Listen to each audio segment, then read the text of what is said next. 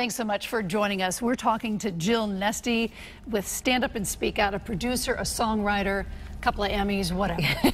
All right, so this is all about bullying, which has reached epidemic proportions in this country. How did you come to get involved in this? How did this start? Well, I've always worked with children. I've always written music for children. I started with the Vita 4, which is a vitamin and fruit veggie rock and roll band, animated. That was on CPTV. And then wrote songs for pediatric cancer. And just always wanted to. So it's always a give back piece for you. Yeah. You have kids? I do. I have 2 girls. Were they ever bullied? No. So you don't have that to. So you put together Stand Up and Speak Out. Along the way, a musical came called Her Song. Correct. It's exploding. And why? Well, unfortunately, because of the topic, it's an epidemic in not only our nation, but the world. It's, I think it's every 7 minutes a child is bullied. And social media is not helping. No, and that's why it's escalated to the point that it has. You can't escape it. I just want to read this that just came to you. On behalf of the Commission and the state of Connecticut, we are so excited to be partnering with Jill Nesty and Stand Up and Speak Out in this joint initiative to foster empathy and connection through the arts. Among the themes covered in this work, self-determination, connection, and expression can be life-changing and in some cases, life-saving.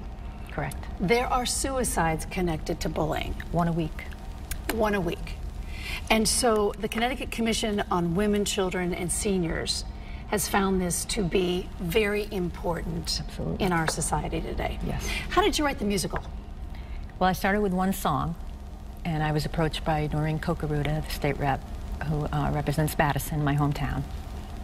She invited me to come to a meeting with a few superintendent of schools that are working on getting safety in schools and promoting kindness.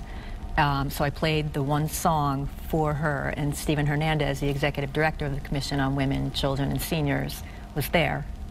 And he really, really liked the song. But from that, a year later, he had become the executive director of the Commission, and by then I had 11 songs written and was working on a script. How did you find the producer to put it, because it went on stage at the Iverton and middle schools, and in fact, people want to see it all over the state now. Absolutely. But how did you find the producers and put it all together so that it was cohesive? I did it. And you pulled from where to find all your people? So I wrote the script, the book, and then wrote the music, co-wrote a few songs with Nick Fradiani Sr. Nick's dad. Yeah. Yeah. And then actually just called Jackie Hubbard, the executive director of Iverton Playhouse, and I said, we're doing a showcase. The showcase consisted of, we held auditions in Connecticut for kids to be in the showcase, which is the concert version of the musical.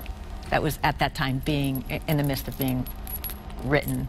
It took longer than the songs, actually. And how was it received at Iverton? Amazing. It was amazing. It was, I've never seen anything like it. Okay, so that's when we say, roll the videotape, and we're going to take a look at this. Yeah. Stand up and speak out.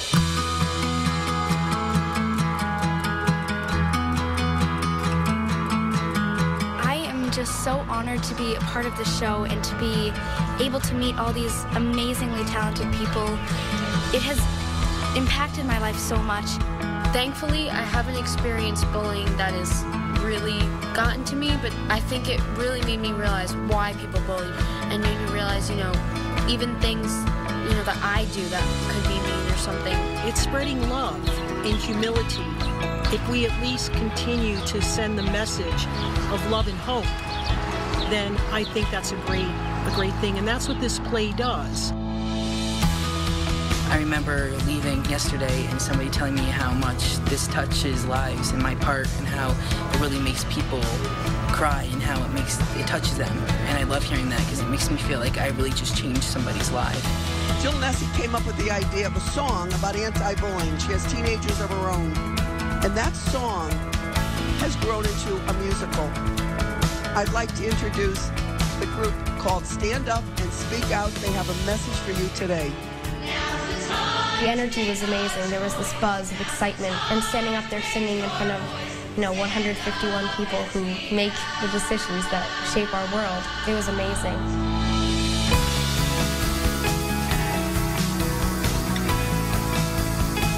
I'm still in belief that it's going to take a big movement from the youth to teach future generations that this is not cool, and that's what Stand Up and Speak Out is all about. If we make an impact on one life, it's worth it. The process has been great, the kids are great, and I'm so happy to be involved with it. I really think this show should be in every school and every community. So that's what we're going to focus on, how we're going to do it, and we need your help. All right, we need your help. So, people have seen this. It's going to go where from here? We are well, there's two different things happening at the same time. Stand Up and Speak Out is a group of kids that will be performing the concert version of the production. We already have a SUSO group in Connecticut. On Saturday night, I went to Poughkeepsie, New York, where they had 22 kids perform the concert version in Poughkeepsie. And from there, we are going to form different groups throughout the state to promote the production and also raise funds in collaboration with the Commission on Women, Children, and Seniors to actually provide all the students in Connecticut with pre-curriculum, curriculum, and study guides. What is your vision with this long term? Well, we're starting the actual SUSO group is high school kids all over Connecticut. The actual national tour will consist of professional actors and actresses, and that will debut at the Waterbury Palace Theater on October 27th. How thrilling. Yeah. Now, do you hope to take this to Broadway in some fashion and get the right people, the right music, realign it so it gets to New York City? Yeah, I think eventually that would be an amazing goal. Yeah. It would be great, right? When you were writing it, what did you pull from the songs? I mean, how did you find inspiration to make this the play that it is, the musical that it is? I think that children, unfortunately, until they get to a certain age, they don't have the wherewithal to know that things are going to change. And the way they feel right now is not how they're going to feel tomorrow.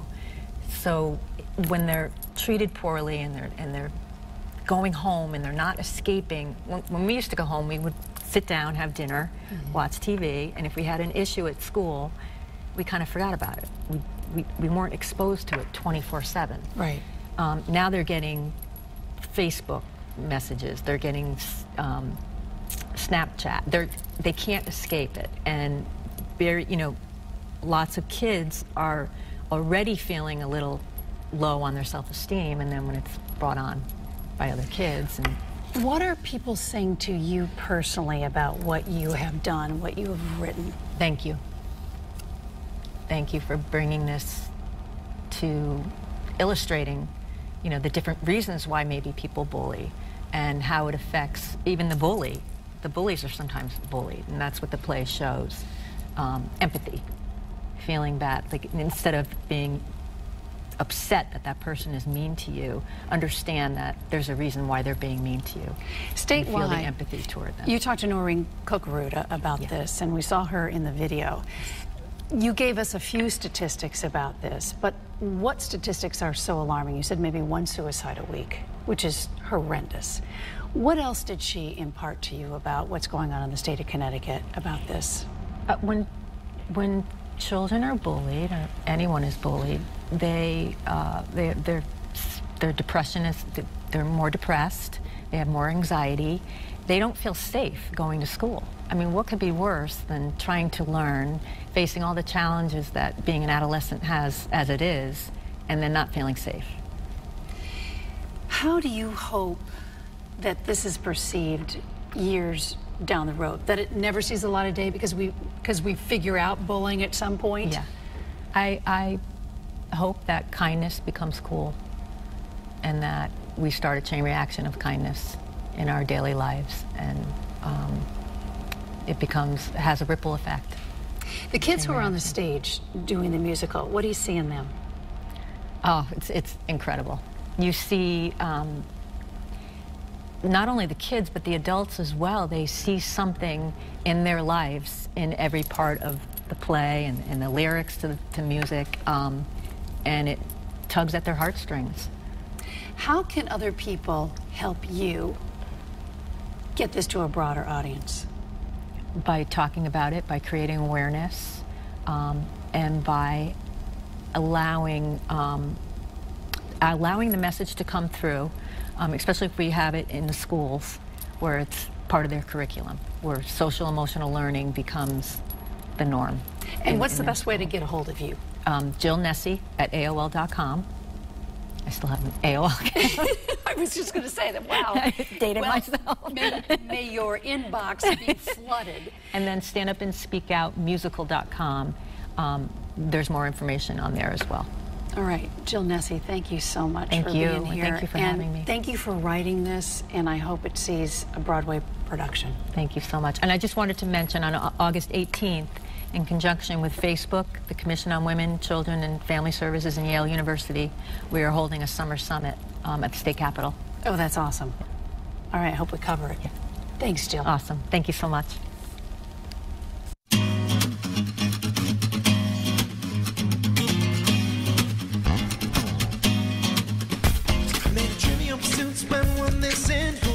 Spend all night kissing and if was right here, then who else is missing? Got a little sidetracked if I'm so wishing to find the keys to the door, but it's also a metaphor. Need to keep locked in the grocery store, but mine just to save time. Skip right ahead to the last ride.